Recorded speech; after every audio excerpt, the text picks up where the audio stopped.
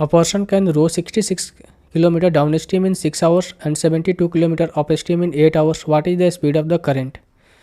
इस क्वेश्चन को करने का जो तरीका है भाई, आप 10 सेकंड में कैसे कर सकते हो मैं वो बताऊंगा। पहले जो बेसिक तरीका है मैं वो बता देता हूँ।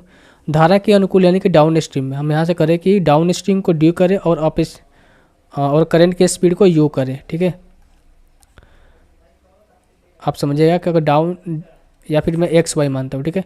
एक्स इक्वल्स टू हम करते हैं डाउन स्ट्रीम, ठीक है, और या फिर एक्स इक्वल्स टू हम करते हैं बोट की स्पीड, और वाई इक्वल्स टू मैं करता हूँ किसकी, करंट के स्पीड यानी कि स्ट्रीम के स्पीड।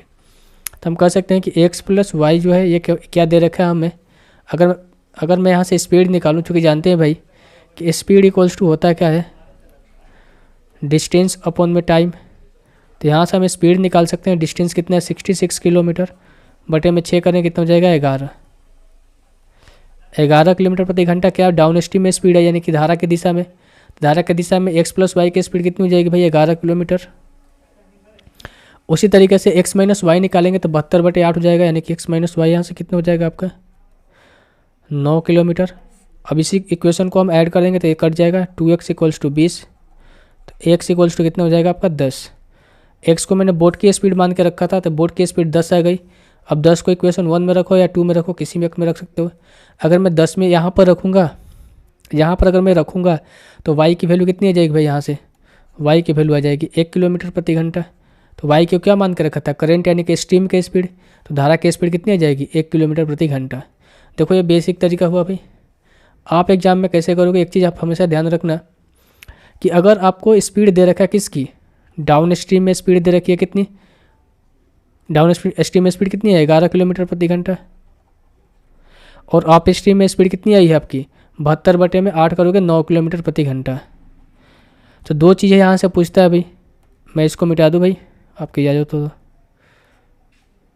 इजाज़त हो तो मैं इस चीज़ को मिटा देता हूँ ताकि आप समझ रहे हो कि भाई स्पीड इक्वल्स टू जो चीज़ें होती है। अगर आपसे पूछे भाई कि speed of boat in still water, शांत जल में नाव की चाल, तो क्या होता है, इसका जो फॉर्मूला है डी प्लस यू अपन में 2। अगर आपसे पूछे भाई स्ट्रीम के स्पीड ऑफ स्ट्रीम यानी कि धारा की चाल, तो इस केस में क्या होता है डी माइनस यू अपन में 2। अब ये चीज़ें आप यहाँ से समझ पा रहे होगे भाई कि मैं क्यों कर रहा था कि ये क्वेश्चन जो है 20 सेकंड में आप कर सकते थे।